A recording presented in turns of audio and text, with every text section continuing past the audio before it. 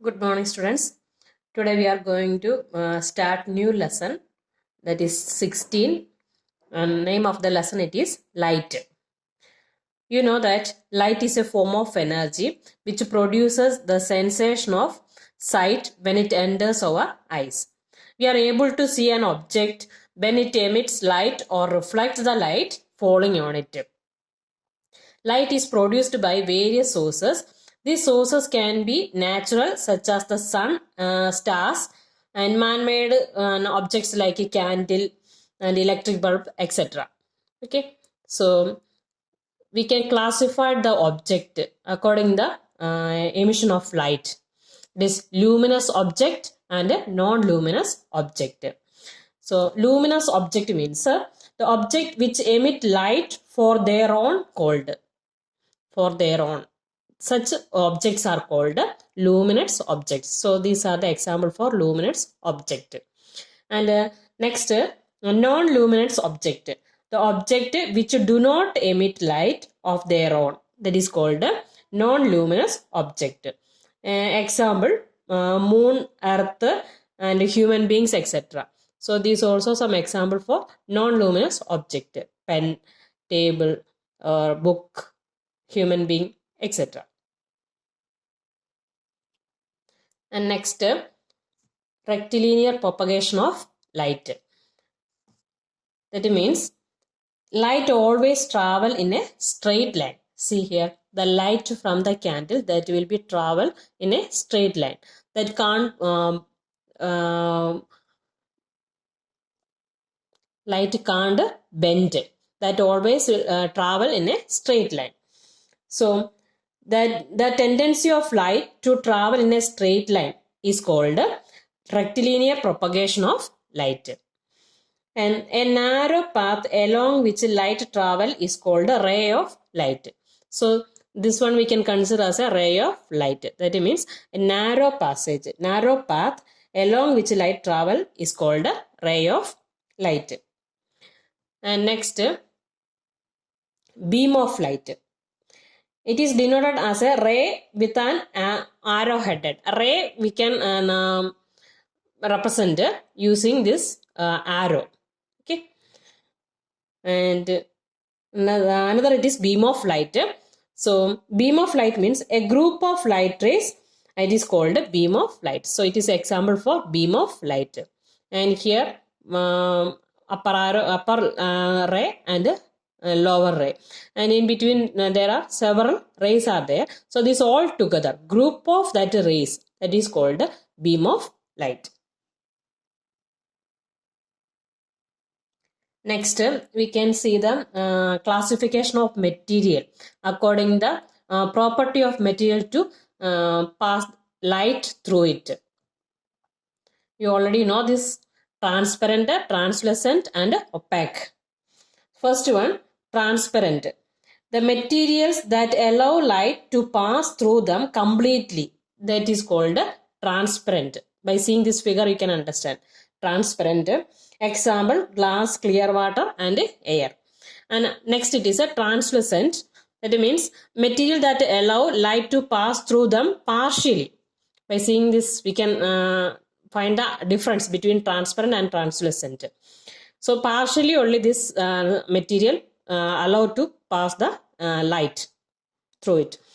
And example, butter paper. You may be familiar with that. Butter paper is the example for translucent. And next, opaque. Material that do not allow light to pass through them, that is called opaque material. Example, cardboard, wood, and metals, etc. Next, we can see reflection of light. Reflection of light, that is the phenomena of light rays traveling through a medium, bouncing back in the same medium after striking on a smooth polished surface. That is a reflection of light. You know, plain mirror. No? So the light will fall on the mirror, then after it will be reflect back. And another, if a light will fall on a smooth surface, that will be reflect back. So some terms are there related to this reflection of light that are incident ray, reflected ray, and point of incidence, then normal. These are some terms. So we can see first, we can see what are these terms. Incident ray means a ray of light that comes from the source. Suppose here is the source. Then the light comes from the source, that is called the incident ray. And it is the surface where it will be reflect. Then that is plane mirror. So after striking this incident ray, it will be bounce back or reflect. So that is called a reflected ray. Then where this incident ray that falls on the surface, that point is called point of incidence. So this is called a point of incidence. And the line perpendicular from the point of incidence, that is called normal. Okay, normal.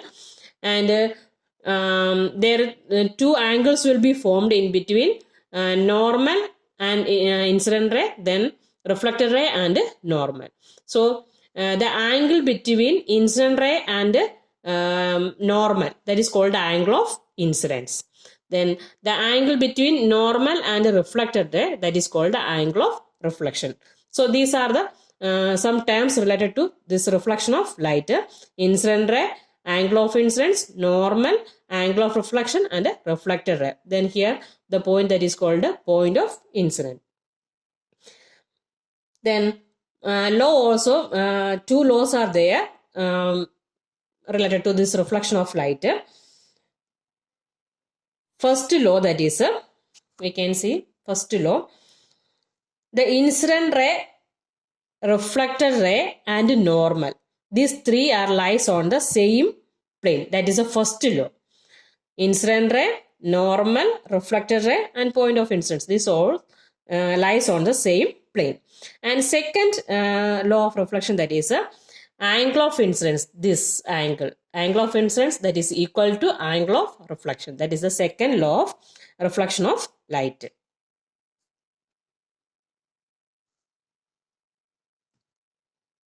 See here, two laws which govern reflection of light. So angle of incidence, we can give letter I, small letter I, we can denote it to angle of incidence, and angle of reflection we can denote it by using the letter small letter R. So the incident ray, reflected ray, and normal to the reflecting surface all lie in the same plane. And second law, the angle of incidence I equals the angle of reflection R. Next we can see image.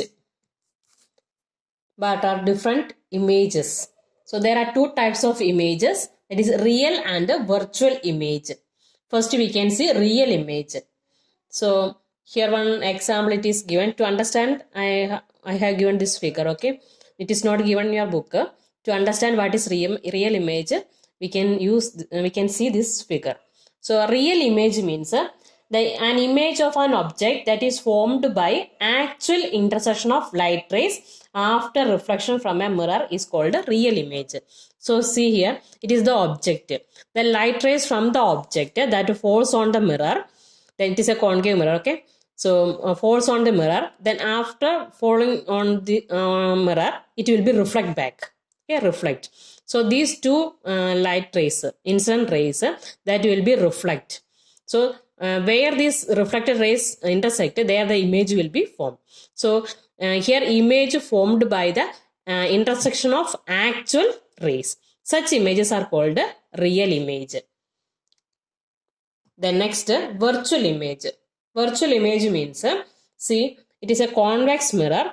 So the light rays from the object falls on the mirror. After that, it will be diverge in a different direction, not intersecting. Actual rays are diverging. But we feel that this dotted rays, that means we feel that it is intersecting behind the mirror. Actually, the light rays are not intersecting, but we feel that it is intersecting at a point, and there the image will be formed. So such type of images are called a virtual image. And definition of virtual image, it is an image of an object that appears to be formed by intersection of light rays after reflection from a mirror is called a virtual image. That means appears to be formed. Not actually, it is not a intersecting. It is appear to be intersecting at a point, and there the image will be formed. So such images are called a virtual image.